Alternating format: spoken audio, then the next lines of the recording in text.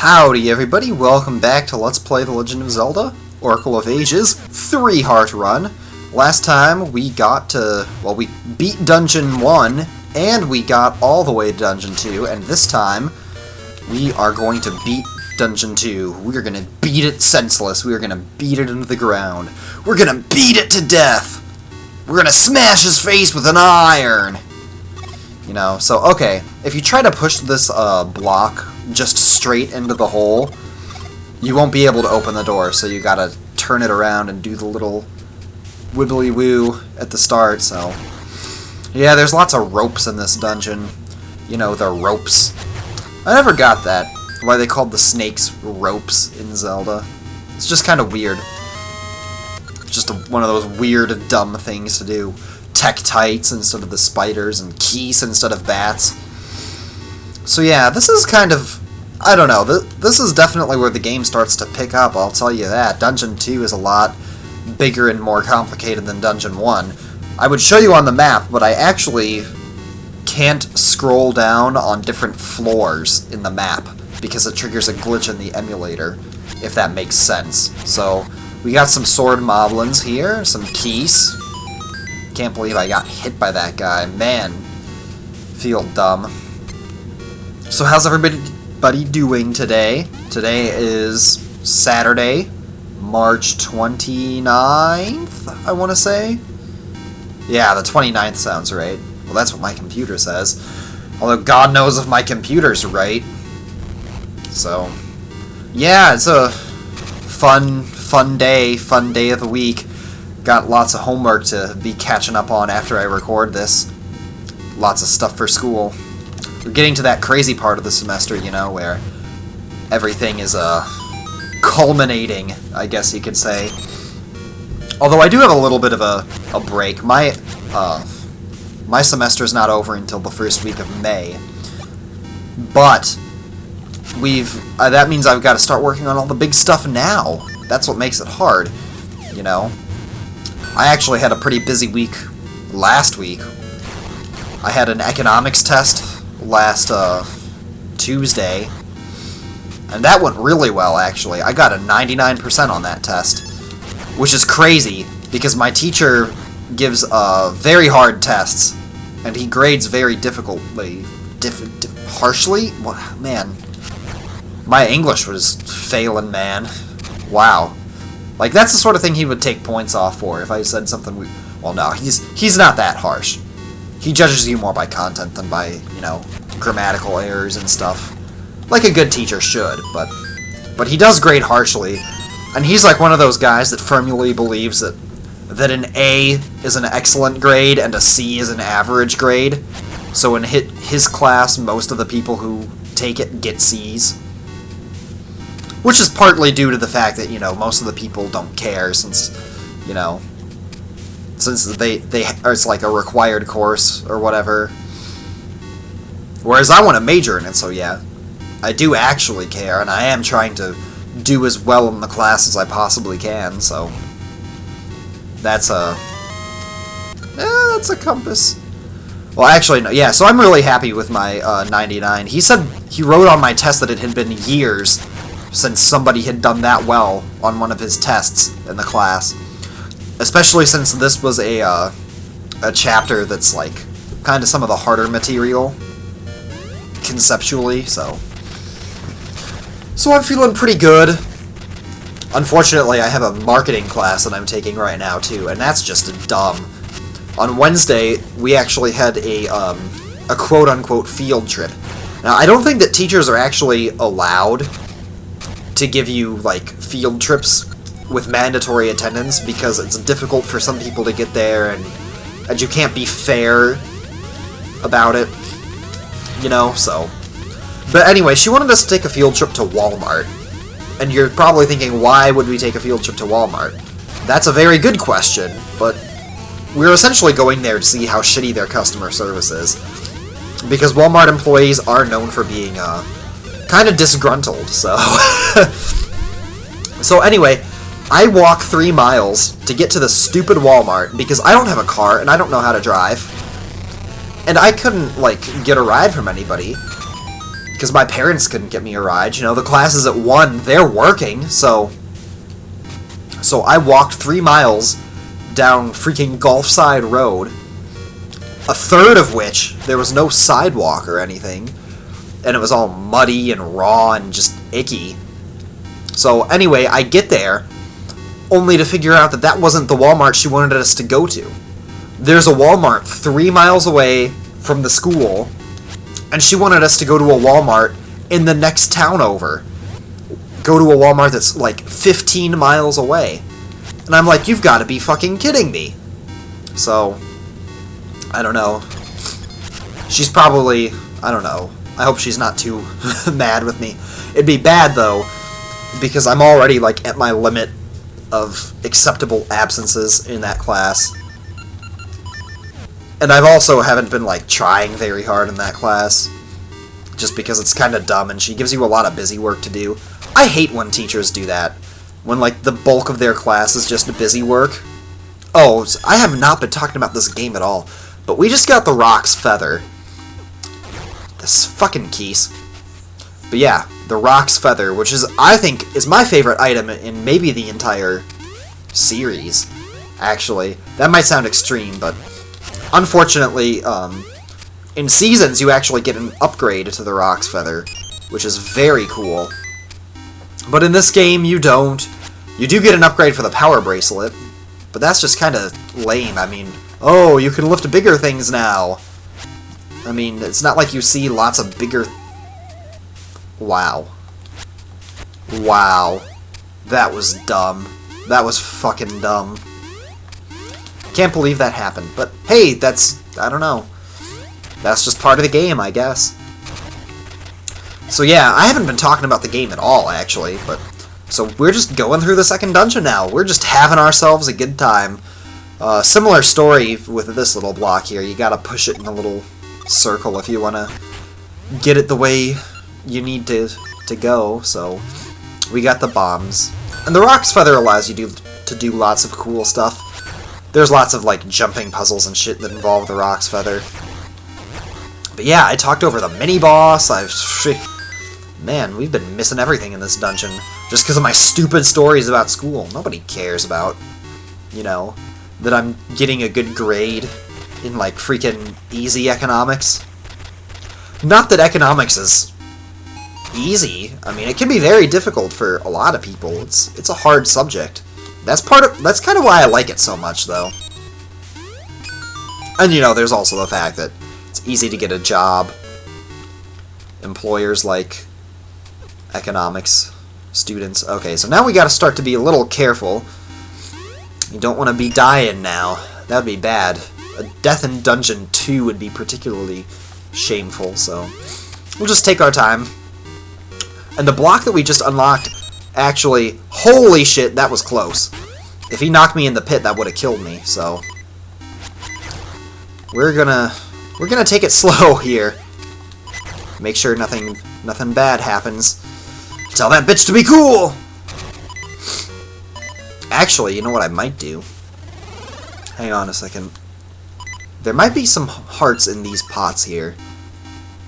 Now, the one nice thing about this game is that you can always, like...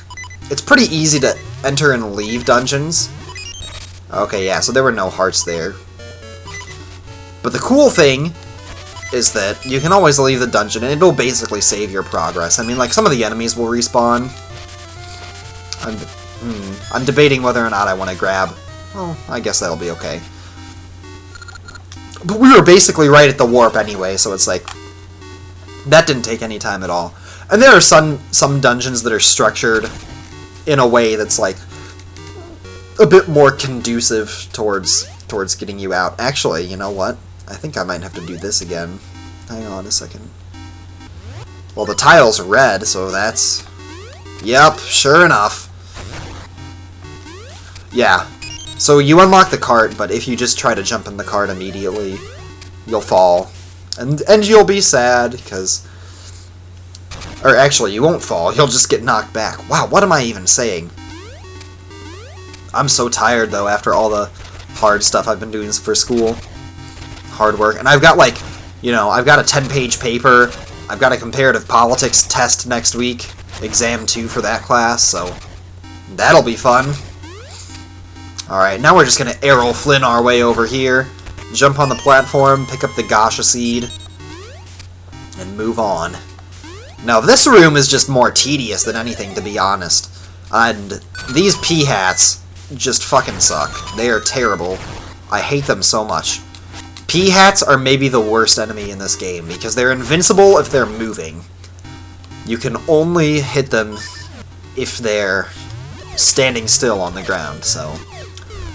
And the only way to do this is if you push this pot along a very certain path, so... You actually don't even need the bracelet, like, out to push the pots, but... You do have to have the feather to jump over the pits. And we're basically at the end of the dungeon now. We're almost there. We just got a few more, I don't know, I guess tedious stuff. This dungeon's just more tedious than anything, so it's not hard, though. I mean, it's like, geez, what do you think we're gonna do here? There's a flame with a red. Basically, the whole thing is that you can only move the statues that are the color of the flame and the tile at the top, so... And I mean, it's like, how much problem solving does this really take to even do? Not much. I mean, it's just like, you look at it and you kind of figure it out. But then again, who am I to say that this is easy, you know? Because I've been doing this for a while. I've played this game a lot. I know how it works. I guess this would kind of be the fastest way, I suppose. Nah, that's probably not the fastest way. There's probably some, like, insane way to speedrun through this entire game. I've never looked up a speedrun of this game, actually, so there probably is some sort of crazy thing to do. So there's our last small key for the dungeon. Now we come over here and we can get the boss key. And this is a very interesting room, and you'll see rooms like this constantly throughout the game. There's usually a room like this in every dungeon after you get the feather, so... And basically, these enemies are invincible if they're the same color as the tile that they're on. And they drop hearts all the time, which is kind of cool. They're really just more annoying than anything. But it's pretty easy to just kind of like stupidly walk into those tiny little guys and then not see them.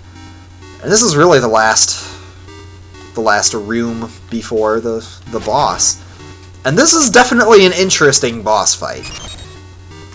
You know, somebody said that Ages is more puzzle-oriented and Seasons is more combat-oriented, and I think that's a fair statement. And this is the boss. So if you stand up here, what I'm actually going to do is I'm going to get over on this side of him. What you have to do is, you see he has 4 different faces. You got to throw a bomb into the red face, because that's how you hurt him. If you throw a bomb in any of the other faces, he'll do it like a special attack, so... Oh shit, that was bad. Wow, talk about a failure of timing. So if he lands on purple, which is what I got, you'll stand here, because he'll rain shit from the sky, and the higher you are, the easier it is for you to mess up. Okay, I think that was good. Whoops. That was kind of dumb. Actually, you shouldn't even have your sword out for this at all, so... I don't know what I'm doing. But yeah, you have to do this 4 times to beat him. So that's 1 hit right there. That's pretty easy. And of course he gets faster every time. But you can, like, totally own this guy if you've got good timing, so... Now, the blue head can really fuck you up, because he'll shoot out these, like, circular fireballs that are really hard to avoid. What the fuck was that, man? That wasn't even, like... That wasn't even close to being acceptable. There you go. Yeah, and he'll throw out bombs. He's like those, like, bosses that make sure you can't possibly fail. Like a Godin from the Wind Waker. You know what I mean? I think we got him. It's always hard to tell on that last phase. But I like being over on this side, because the very first time I tried to 3-heart run this game, I stupidly picked up the heart container, because it didn't think, or like, I didn't think that you could get on these platforms and jump over. I don't know why I didn't think of that, but I was like, oh, I gotta jump over the heart container now. So anyway, let's get our sword back in hand. I almost never like to unequip my sword, but that's one of the few times that's kind of okay. We got the ancient wood. It whispers only truth to closed ears from out of the stillness. Yeah. I didn't do that for the first, but we'll do that for the rest of the essences. So now we've got quite a lot of stuff that we have to do before we get to the to Dungeon 3. Dungeon 3 is gonna take, I mean, like, we've been pretty much pretty consistent in our videos, like, you know, out of one dungeon, you got a little bit to do, and you go to the next dungeon. It's like, there's not much, but we got a shit ton of stuff to do before we get to Dungeon 3. The last episode actually ended up being a bit longer than I was hoping for. But I don't think I'm going to cut it off quite yet. We'll find a good stopping point soon enough, don't worry. Man, I can't believe she dropped a ring and a magic potion at the same time, and she let me get both of them. That's insane. So, alright. What? Does that mean she won? I don't know. I'm happy. I mean, I got more rupees. I didn't lose anything major, so whatever. She always says different things depending on, like, how well you do against her. So, now I'm pretty sure the next guy that we have to talk to initiate the sequence of shit that needs to get done is down here. Or you know what? Maybe it's not this guy. I think it might be the other guy. But so this guy is going to he's going to be important. There's a fellow named Cheval on the east edge of town who's working on such a rope, but I don't think he's done yet. Yeah, so Rafton and Cheval are the important guys of this quest. We actually needed to go see Cheval first, who's to the east of here. And it's pretty easy to kind of get lost on your way to him, just because he's in kind of a strange place. Like, you gotta go in kind of a weird pattern to get to him. I don't know, it's kind of hard to explain. But he's down here. Like, you gotta go all the way north and then all the way back around, so... Unless there's a way over here, which there probably is. I'm just an idiot if that's the case. Now, kind of an important thing to notice in this game is that there's actually two different types of water, so... Anyway, I want to finish my work before I die, but I'm an old fart and I'm gonna die, because this is the past. And sure enough, Ralph is gonna come and be like, hey, there's a guy, and he's dead, so yeah, there's a grave, because he died. Because there's 100 years between the time periods. So guess what we've got to do?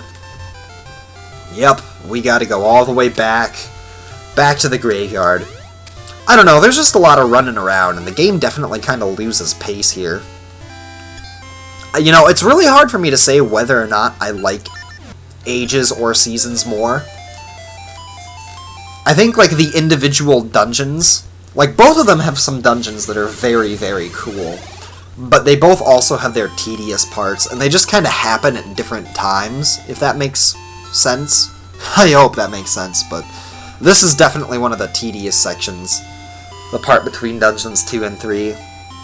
Actually, now that I think of it, Seasons has a really dull thing that you have to do between the second and third dungeons, too. And Dungeon 3 in Seasons is very tedious. That's a very, very sucky dungeon to have to go through. Whoops.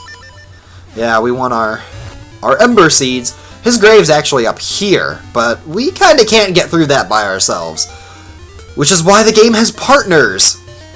There's like this fucking big blue bear with wings, who's getting shocked. You know, shocker. Yeah, so these ghosts are gonna try to shock me, but Link doesn't want to get shocked, because that would suck. So, we just gotta kick their asses. And these guys have, like, a significant amount of health. You've got to hit them, I think, 5 times each, or you can spin attack them. I have a really nasty habit of, like, charging my sword and then poking enemies with my sword and losing the charge without getting the benefits of the spin attack, so... So this is one of the partners in the game. This guy is Moosh, and he's a flying bear, because that makes sense, right?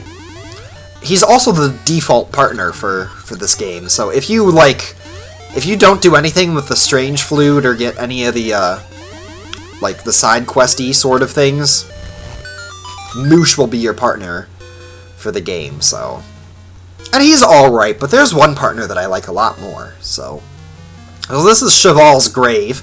It's a very expansive grave. He was a very important person, so obviously he deserves it. And this is another one of those, I guess you could say, rare times, but I mean, if you were just listening to me right now, it wouldn't be so rare that I unequip the sword. But yeah, you have to do this, and you gotta be careful here, because you can get pinched between those two blocks, and that would be no damn good. So let's get our sword back.